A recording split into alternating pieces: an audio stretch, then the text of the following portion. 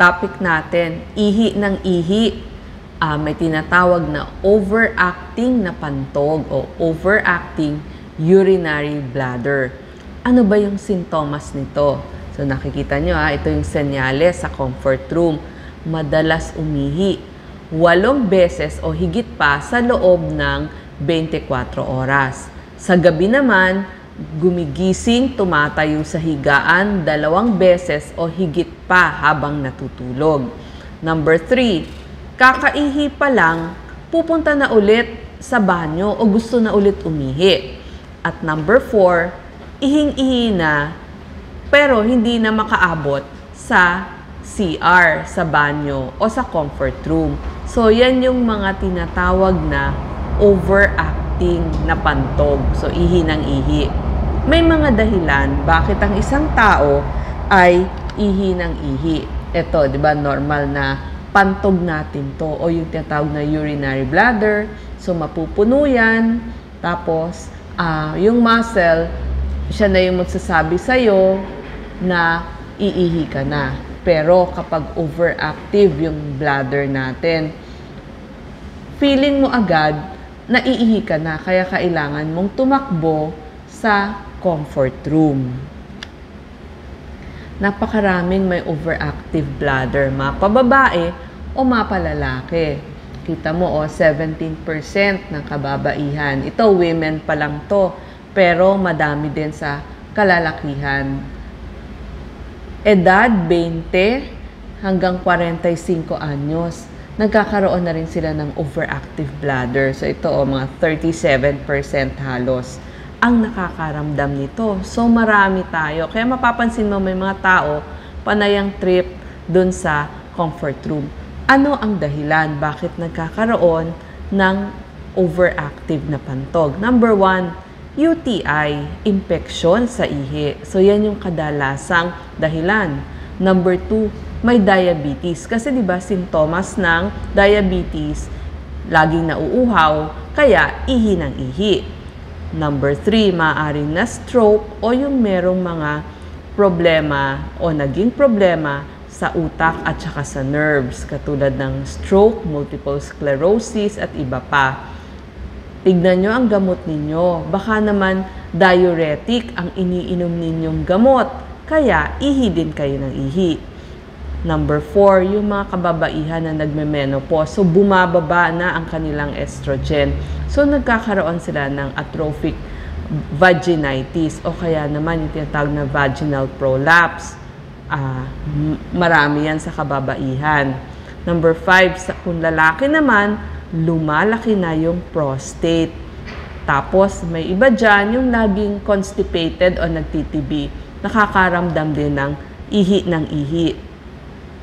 May mga sakit sa pantog na nagkakos ng ihi ng ihi, tulad ng mga tumor o kaya naman bato sa pantog, urinary bladder stones. May mga tao doon tumutubo yung bato nila doon sa pantog. Yung mga tao. So takang-taka ka, bakit ka punta ng CR? Baka naman nasusobrahan ang iyong kape, tsaa at alak. So tignan nyo rin.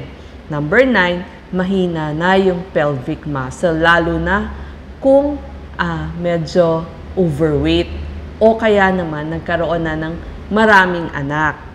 At number 10, yung pagtitibi kasi may dagdag pressure yun sa pantog, kaya nagkukos din ng ihi ng ihi.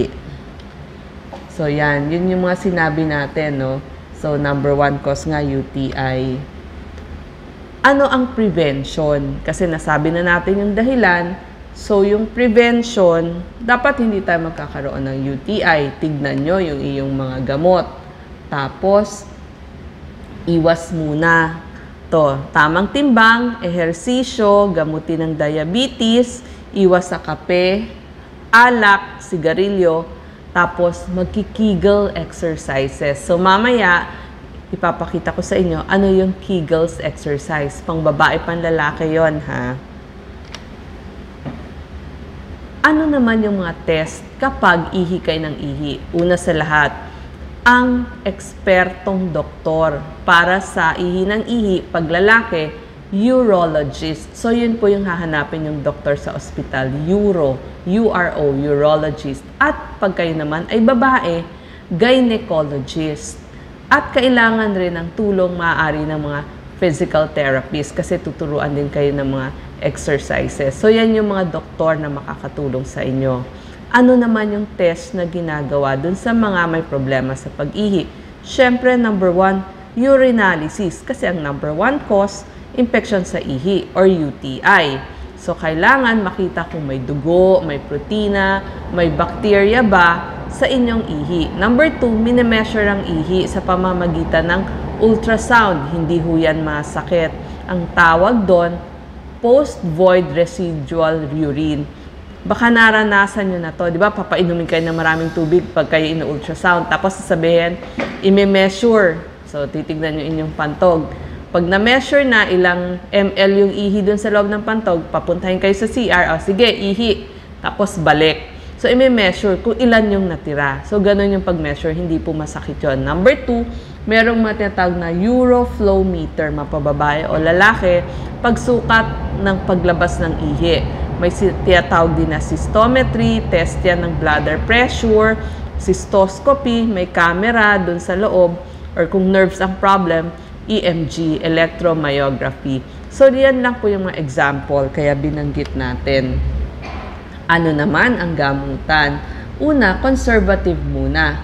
Tuturuan kayo ng Kegel exercises. Number 1 yan. May tinatawag na bladder training, sabihin tamang timbang, kasi problema nga ito ng mga overweight. Tapos, tinitignan yung iniinom yung mga tubig, tapos iwas nga dun sa kape at saka dun sa alak. So, iaano natin yan, i-discuss natin, ha. Ito kasing step ladder, so parang hagdan yan, paano paggamot. Sa mga kababaihan naman, bibigyan sila ng vaginal estrogen. Pag postmenopausal women na, ito dito, ang gamot nga dito, yung mga estriol o yung estrogen cream na kung tawagin ay Ovestin or Vagifem tablet. Tapos meron mga tableta. Ang problem ko lang dito, maaaring may side effect. Kaya kailangan urologist or gynecologist yung nagre-reseta nito. Ito, simulan na po natin ang gamutan. Number 1, Kegels exercises. Lalo na pag nakasakay kayo sa kotse, wala naman kayong ginagawa, sa bus, sa jeep, habang nakaupo kayo, pwede yung muscle nyo dun sa inyong pelvis, iniipit-ipit nyo. Pero kung nasa bahay kayo, ito po ang tinatawag na Kegels D. Lie down kayo, higa kayo, flat ang likod. Tapos itataas lang po yung puwitan. Taas, baba.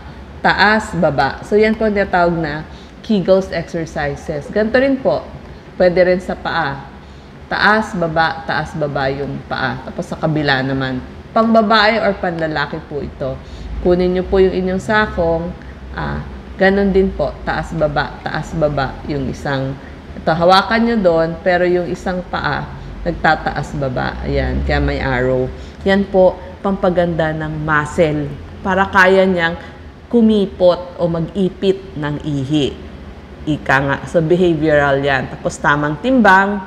Tapos, meron din silang mga tinatawag na scheduled time voiding, scheduled na pag-ihi. So, gagawin mo, hintay ka, 2 oras kada ihi. Tapos, same time sa maghapon. Laging ganon. Gawin mo sigurong 8, 10, 12. Example lang po yun. Tapos, sa next, pag medyo natatagalan mo na, pwede mo gawin 8, tapos 11 o'clock. So, tina-time.